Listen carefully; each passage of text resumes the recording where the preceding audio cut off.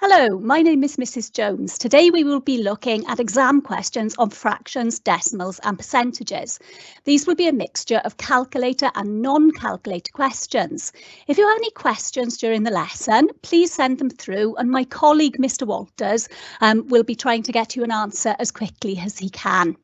So to start with, I'm going to ask you to just try these 3 questions to see what you can remember. So I'm just going to give you a few moments to have a go at these questions.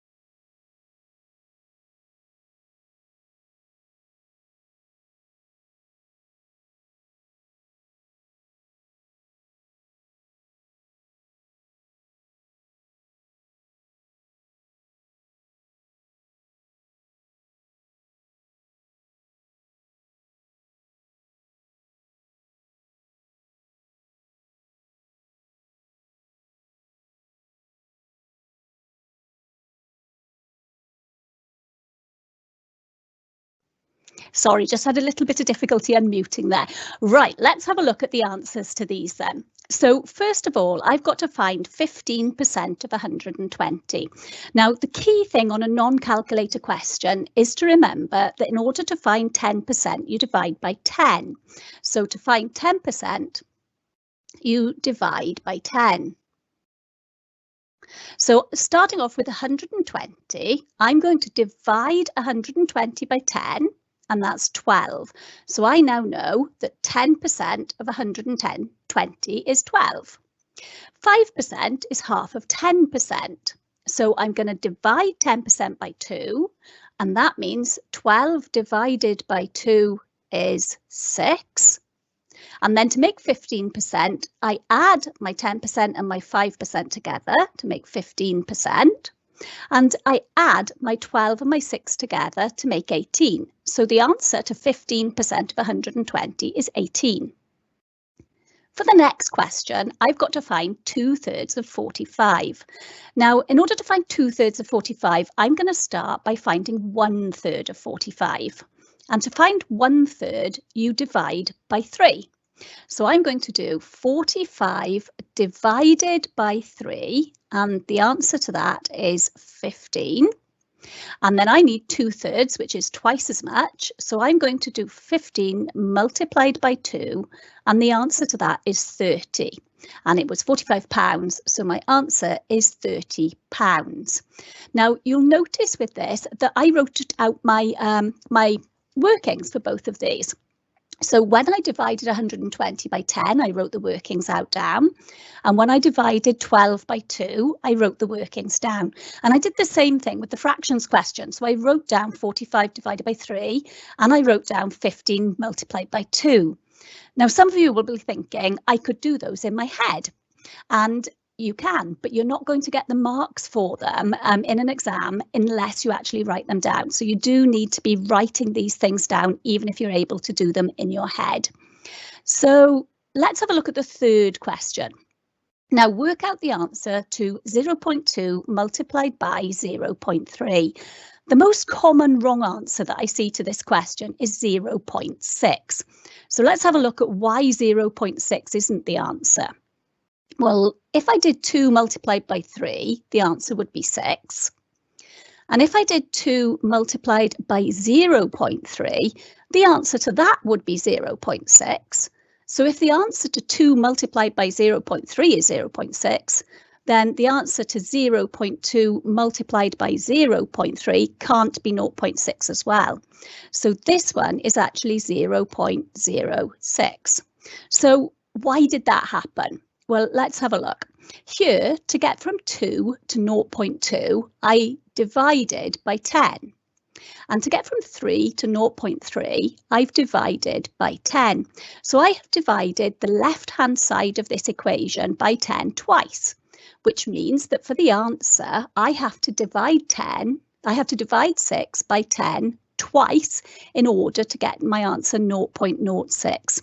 Some people look at this question and they say 0.2 multiplied by 0.3, I've got 1, 2 numbers after the decimal point in the question, so there must be 1, 2 in the answer. And I have seen people solve these questions in that way as well. So let's have a look at this one. We are going to start off with fraction of an amount exam questions, and this is a calculator question. It says calculate 3/7 of 100.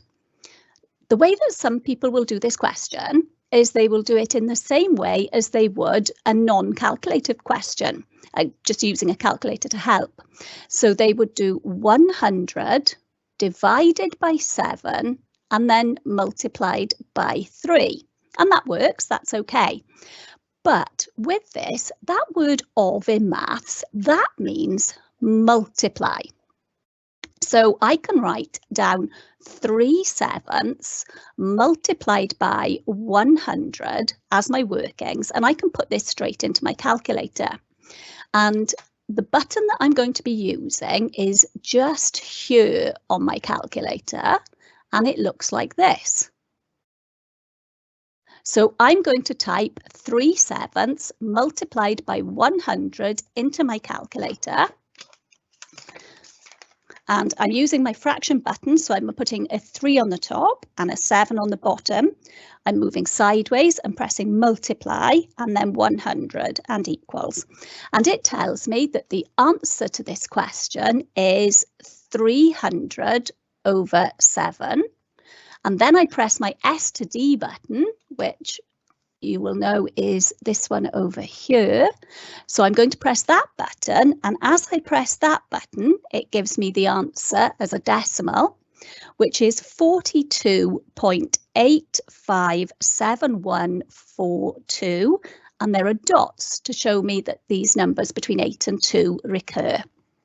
Now, I'm going to go back and double check that I've answered the question. I always do that just to make sure I haven't lost a mark. So it said, calculate 3/7 of 100, give your answer, here it is, correct to the nearest whole number. So I haven't done that yet. So I do need to go back and answer this to the nearest whole number. So looking at this, to the nearest whole number, I'm going to round it here. And 8 rounds up, so the answer to this question is 43. And you do need to be writing out the calculator display before you do the rounding, because if I had incorrectly rounded this to 42 and I hadn't written this out, I would have lost a mark. Whereas if I had written that out, then I would have only lost my final answer mark. I wouldn't have lost the other one as well. Okay, so this is a question for you. I'm going to make the screen bigger again for you. So can you please try this one? I'll just give you a few moments to try this one.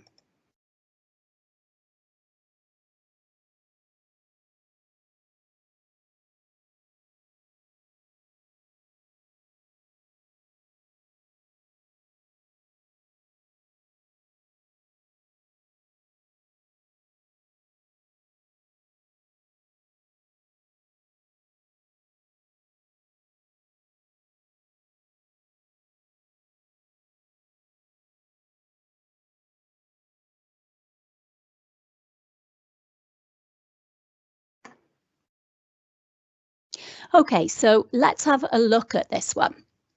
So I would have put this into my calculator and I would have put 4/9 multiplied by 78.3. And when I pop that into my calculator, it tells me the answer is 174 divided by 5, which is 34.8. So this is the next question, and this is a worded one. Let's have a look and see what this one says. A task takes 6 hours and 15 minutes to complete. 2/5 of this time is spent on planning. how long was spent on the rest of the task? And then it says, give your answer in hours and minutes. Well, looking at this question, I've got mixed units and I don't want to work in mixed units. So I am going to start by changing this all into minutes, because if I can get it all into minutes, it's going to be very much easier to find 2/5 of it. 6 hours. Every hour is 60 minutes. So I'm going to do 3 60s. So that's, 6 60s. So that's 360. And then I'm going to add back on my 15 minutes. So that is 375 minutes altogether. 2/5 of the time is spent on planning. So I'm going to work out 2/5 of, so right, multiply for of 375. And I'm going to pop that into my calculator. And that is 150 minutes. So that's the amount of time that I spent on planning, but it's asking me how long was spent on the rest of the task. Well, we started with 375 minutes. We've spent 150 minutes on planning. So that means there are 225 minutes that I spend on the rest. And then finally, it says, give your answer in hours and minutes. I've got to turn 225 minutes into hours and minutes, and it is a calculator question. So I'm going to do 225 divided by 60 to see how many full hours I can have in this 225 minutes.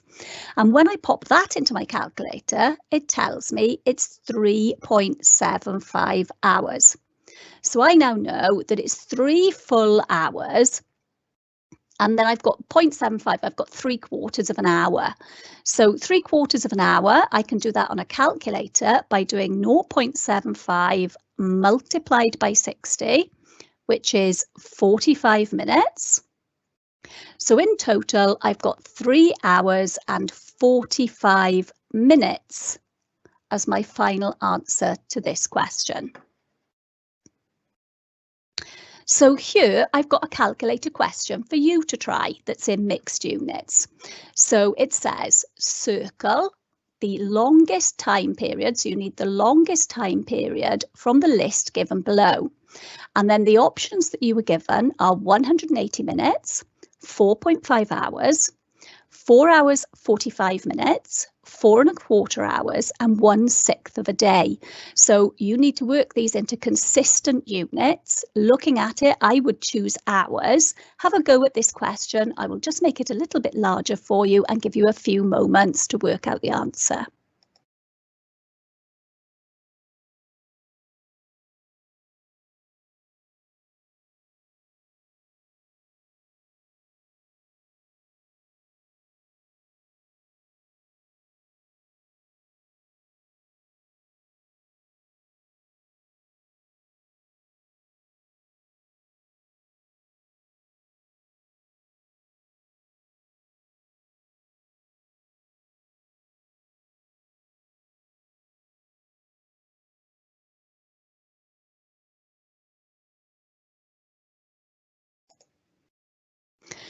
Okay, so let's have a look at this one. Now, turning these into hours, I am going to divide 180 by 60, which gives me 3 hours for this one. 4.5 hours, well, 0.5 multiplied by 60 is 30 minutes. So this is 4 hours and 30 minutes. The middle one is 4 hours 45 minutes. And then 4 hours and 4¼ hours, a quarter of 60 is 15. So this one is 4 hours and 15 minutes. And this one, 1/6 of a day, there are 24 hours in a day. I'm going to divide that by 6, which gives me 4 hours. So looking at my options, the longest time period here was the middle one, 4 hours and 45 minutes. So this is a percentages exam question. and it says the cost per unit of electricity, so the cost per unit of electricity is given as the charge for electricity is 450 units at 20 pence per unit. So 20 pence per unit for the electricity. On the 1st of August 2017, the charge per unit for electricity was increased by 5%. What was the increased cost per unit of electricity? Circle your answer. So I'm going to need to work out 5% of 20 pence, and I'm going to start off with working out 10%. And if you remember, to find 10%, you divide by 10. So I'm going to do 20 pence divided by 10, which is 2 pence. And then to find 5%, it's half of that. So 2 pence divided by 2, 5% is 1 pence. This was 10%. And this is 5%.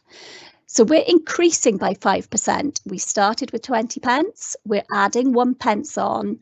So the new cost for the electricity is 21 pence per unit. So this is the answer here. This is a calculator question, and it says calculate 12.5% of 1,176. Now, there are quite a few different ways of doing this, so I'm going to have a look at a few of those. One method is to say I'm starting with 1,176, and I'm going to divide by 100 to find 1%. And then I'm going to multiply by 12.5 or 12.5 in order to work out the 12.5%. So I've divided by 100 to find 1%, and then I'm multiplying by 12.5. And if I put that into my calculator, I get an answer of 147. You might have been taught a different way of doing this. So some other methods of doing this would be to say 12.5% is 12.5 out of 100, and then multiply that by 1,176. Or if you've been taught multipliers, you might know that 12.5% is 0.125. You divide by 100 to find the multiplier. So you might have done 1,176 multiplied by 0.125. And these are all good methods, and any of these will give you the same answer of 147. So you can use whichever method you are most comfortable with. So here's a question for you. This is a calculator question. Can you please find 39% of 576? So I'm just going to give you a few moments to try that one.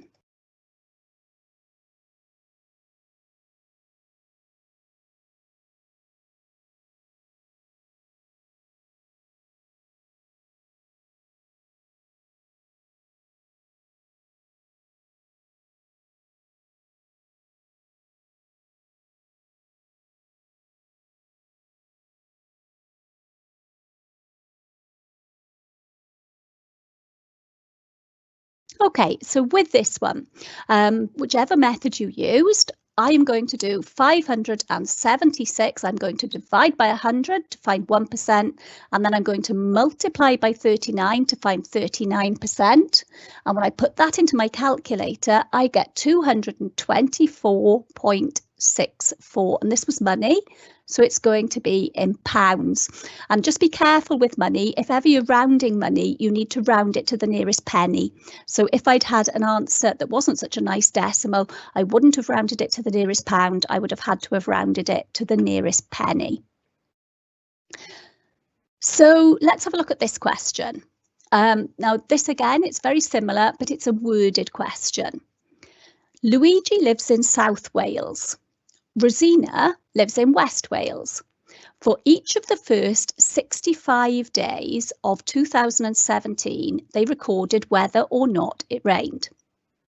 Luigi recorded that it rained on 28 of these days. So for Luigi, it rained for 28 of the 65 days. Rosina recorded that it rained on 40% of these 65 days. Luigi says, for the first 65 days of 2017, there were more days with rain where I live than where Rosina lives. And the question we've been asked is Luigi correct? And we've also been told that we must show all of our working out. Now, again, there's more than one way to do this question. So looking at it, I'm going to work out for Rosina how many days it rained. So I'm going to find 40% of 65 days.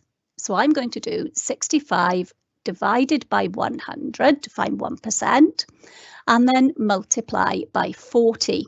And when I pop that into my calculator, it tells me that it's 26 days. So was Luigi correct? He said there were more days with rain where he lived than where Rosina lived. He had rain on 28 days and she had rain on 26 days. So he is correct, and I'm going to need to say that. So you must always make sure that you answer the question that's been asked, because you won't get all the marks if you don't actually answer the question that's been asked. So the answer to this is Luigi is correct, but I must also have shown my workings. This isn't the only way to do this. Some of you may have opted instead to turn Luigi's 28 days into a percentage. And had you done that, you would have said it rained for 28 days out of 65. And then you would have multiplied by 100 to turn this into a percentage. And when you put that into your calculator using your fraction button, you would have come up with 43.076923, with some of these numbers recurring. And then you would have compared these. So you would have said, well, it rained for 43% of the time for Luigi, 40% for Rosina. So yes, Luigi is correct. So it was just another way of doing it. Now, this is a worded question for you to try. So let's have a look at this one. It says, Kerry and Paolo both sit the same mathematics test. The test is marked out of 125. Kerry scores 78 marks in the test. Paolo's result is 64%. Who has the higher result in this mathematics test? And again, you must show all of your working. So I am just going to give you a few moments now to try this question. I will just make the screen a little bit bigger for you.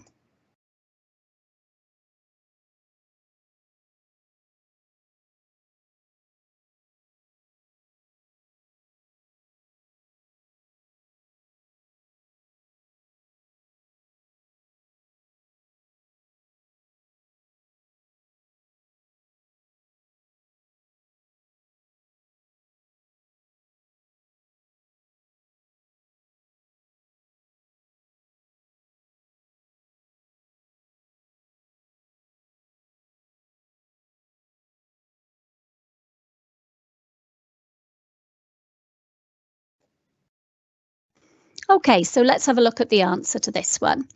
I'm going to work out 64% of, so I'm going to work out 64% of 125. So that's 125 divided by 100 to find 1%, and then multiplied by 64 to find 64%. And if I put that into my calculator, I find that the answer is 80. So on this one, Paolo scored 80 marks. So this is 80 marks. So who had the higher result in this mathematics test? The answer is Paolo had the higher result. Now, again, this wasn't the only way of doing this question. You may have chosen to have turned Kerry's score into a percentage, and that would have been fine as well. So let's look at some decimals now. Here's the first one. And the question is 1 divided by 0.5. Now, some of you will know the answer to this straight away. And you will say, well, 0.5, I can count up in 0.5s, 0.5, 1. So I know that the answer to this question is 2. But what if you didn't already know that, or if they had given you some harder numbers? Well, one way of doing this would be to use equivalent fractions. So I'm going to say I don't want a decimal in the bottom of this fraction. So to get rid of that, I am going to double 0.5. And whatever I do to the bottom of the fraction, I must do the same to the top. 1 multiplied by 2 is 2, 0.5 multiplied by 2 is 1, 2 divided by 1, my answer would be 2. So this method would be quite good if I had a difficult fraction such as 0.15 on the bottom. This is another decimals question. It says, what is 3 hours, 12 minutes in hours? Circle your answer. So with this one, it's a calculator question, and I've got to turn 12 minutes into a decimal. 12 minutes as a fraction is 12 out of 60. We're talking 12/60ths of an hour. And all I need to do is to pop this 12/60ths into my calculator as a fraction. And if I pop that into my calculator as a fraction, it will tell me that the answer is 0.2. So I know that 12 minutes is 0.2 of an hour. So 3 hours and 12 minutes must be 3.2 hours. So it must be this one here. Now, I have also seen this question come up on a non-calculator paper, and what I would have done then is I would have said, well, let's find 10% of an hour. So 10% of an hour is 60 minutes. To find 10%, you divide by 10. So you do 60 divided by 10, which is 6 minutes. And then you'd say, well, 12 minutes is twice as much. So 20% would be 12 minutes, and the equivalent decimal to 20% is 0.2. So this could have been done on a non-calculator paper as well as on a calculator paper. This is another very common fractions, decimals and percentages exam question. And I've been given 3 things. One is a percentage, one is a fraction, and one is a decimal. And I've been asked to write them in ascending order. And ascending order means you start with the smallest first, and then you work up to the largest. Now, you might look at this and you might know the answer already. You might look at it and you might say, I know which one's smallest, I know which one's largest. I could do that without doing any workings at all. But the problem that you've got with that is this. It says here you must show all of your working. And that means that if you give the examiner the correct answer without showing your workings, you are not going to earn all the marks. The rule with a question like this is you have to turn them all into the same thing. So either you write them all as percentages, or you write them all as decimals, or you write them all as a fraction that must have the same bottom part. So it must have the same denominator. So I'm going to go with percentages, but you can choose whichever one is easiest for you. It's usually percentages or decimals because it's not so easy to work with fractions. So 7% is already as a percentage. Let's have a look at 3/5. Percentages aren't out of 5, percentages are out of 100. So I need to make an equivalent fraction that has 100 on the bottom. To get from 5 to 100, I multiply by 20. And if I've done that to the bottom of my fraction, I must do the same to the top. 3 20s are 60. So 3/5 is the same as 60 out of 100. Percentages are out of 100, so this is 60%. The next one I'm going to do is 0.3. 0.3 is the same as 3/10, and that is the same as 30 out of 100, multiplying the top and the bottom by 10. So this is 30%. So I've now got them all written as percentages. I've got 7%, I've got 60%, and I've got 30%. And I had to write them in ascending order, so I wanted to start with the smallest one first. So the smallest one is 7%. And then the next one is 30%, and that was 0.3. And then the largest one was 60%, which was 3/5. And now I'm going to get all the marks for this question because I did remember to show all of my workings. I've got one of these for you to try now. So I'm going to make the screen a little bit larger for you, and I'm going to give you a few moments to try and do this one. And remember, with questions like these, it does say you must show all your workings. So you're going to need to show me all of these as either decimals, percentages, or as fractions with the same denominator.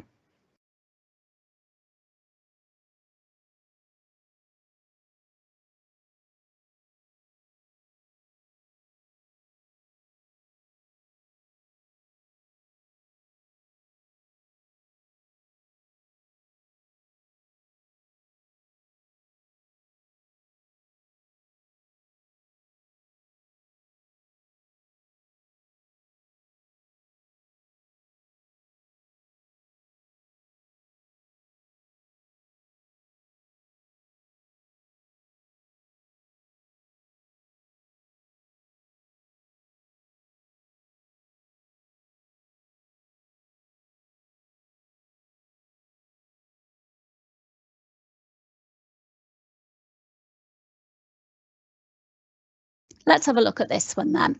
So with this one, again, I'm going to go with percentages. So I'm going to start with 0.4, which is 4/10, which is 40 out of 100. So that is 40%. And then 7/20, well, percentages are out of 100. So I've multiplied the bottom by 5, which means I need to do the same to the top. 7 5s are 35. So this is 35 out of 100, which is 35%. Now, writing them in ascending order, so starting with the smallest one, I'm starting with my 15%. And then the next smallest one is 35%, which was 7/20. And finally, the largest one was 40%, which was 0.4. Now we're going to have a look at finding one number as a percentage of another number. And these can be calculator or non-calculator questions. So this first one is a non-calculator question. And it says, express 60 out of 300 as a percentage. So with this one, I'm going to start by writing it as a fraction. So 60 out of 300, just as though it was a score on a test, 60 out of 300. And now, in order to get this into being a percentage, I need it to be out of 100, because percentages are out of 100. So I divide the bottom of this by 3. And if I divide the bottom by 3, I must do the same to the top. 60 divided by 3 is 20. So that one is 20%. Okay, so this is a slightly more involved question, and this is a calculator question. It says, in 2011, Wales had a population of 3,063,000. 1,559,000 of these people were women. In 2011, what percentage of the population of Wales were men? Give your answer correct to 1 decimal place. So I need to work out what percentage of this total population are men. Well, the first thing I'm going to do is I'm going to work out how many men there are. So for this, I say, well, I've started with 3,063,000 people. And I'm going to subtract the 1,559,000 who were female. And then from that, that leaves me with 1,504,000 men. Then it says, what percentage of the population were men? I'm going to write it as a fraction. So it's 1,504,000 divided by 3,063,000. And to turn this into a percentage, so this is just the same as I did on the last question. The only difference is that because this is a calculator question, to turn this into a percentage, I'm going to multiply by 100. And I'm going to use my fraction button to put this in. and then multiply by 100. And when I pop that into my calculator, I get 49.1021874. And then it said, give your answer correct to 1 decimal place. So looking at this, I am going to have to round it here to 1 decimal place, and this 0 doesn't round up. So my final answer for this question is 49.1. So here's a question for you. It says, express 54 as a percentage of 129. Give your answer to the nearest whole number. So I'm just going to give you a few moments to try this one.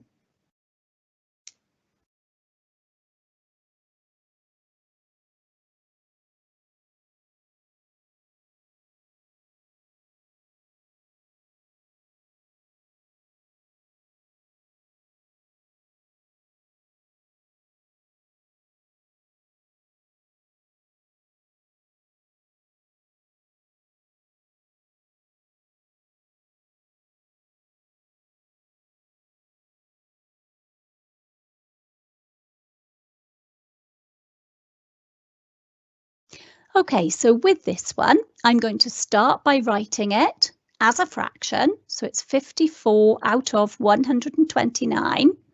And then I am going to multiply that by 100 and put that into my calculator. And that tells me that the answer is 41.860465116279. It keeps on going. And then I had to answer this to the nearest whole number. So rounding this to the nearest whole number, the 8 rounds up. So the answer to this question is 42. That one didn't come out right. Let me just rub that out and write it again. So the answer to this question to the nearest whole number is 42. Right, we're going to look at this one now. I want you to think about how you would start this question. It says, Sian thinks of a number. Its value is increased by 25%. Express the original number as a percentage of the increased number. So how would you start this one? I'm just going to give you a moment to think about it.